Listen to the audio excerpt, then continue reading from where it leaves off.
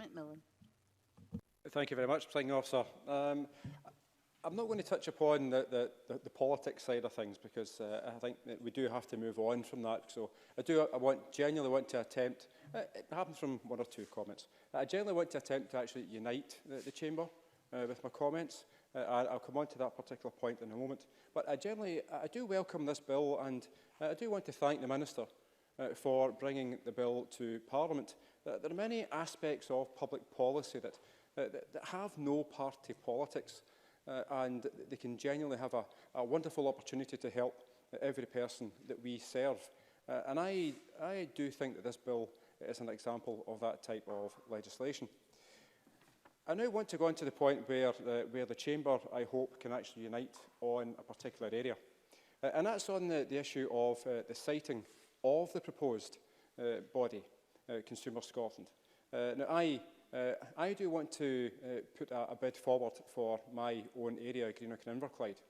The Minister was part of the Texas Instruments Task Force, so he is very much well aware of some of the challenges, but also some of the opportunities that the Inverclyde area actually faces in terms of employment. The Minister attended quite a number of the Texas Instruments Task Forces meetings, but also it was very much instrumental in the joint funding package from the Scottish Government and Inverclyde Council to secure a buyer for Texas Instruments to have diodes come in and take the plant in Greenock. So certainly the Minister knows the area, the Minister knows the challenges and the opportunities that the Inverclyde area actually faces.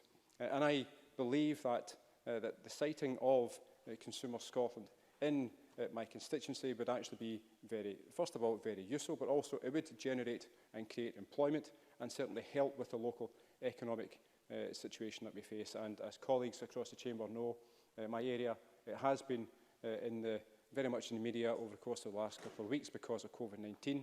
And when you consider the age demographic in my area, we need to have more younger people and more people who are working come in and live in my area.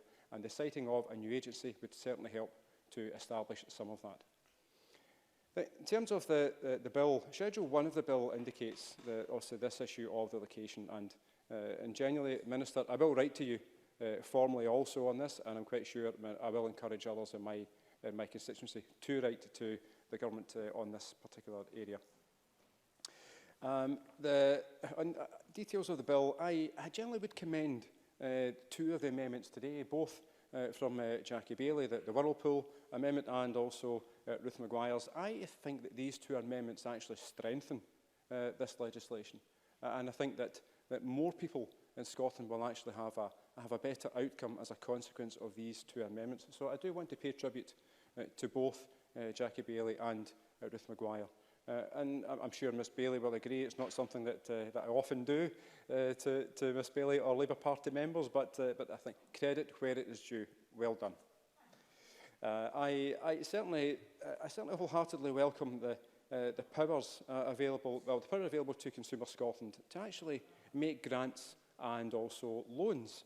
I also welcome the various reporting mechanisms that are in place, including those on the reports on the investigations and also the consumer welfare reports. I believe it's important that Consumer Scotland will be a public body. It should operate under a few sets of criteria. Firstly, value for money, which has been touched upon earlier on today. And also secondly, that it does work with the stakeholders to ensure that it does not duplicate the existing outstanding work of the various organisations who work in the consumer protection landscape. I am pleased that these two criteria, in my opinion, will be very much met. I also believe that the legislation will be a valuable addition to the public landscape. Furthermore, the fact that Consumer Scotland has the support of which and also the Scottish Radio Consortium indicates to me that Parliament will enhance consumer fairness tonight. And with that, Presiding Officer, I will close, but I genuinely am pleased to be supporting this bill tonight. Thank you very much.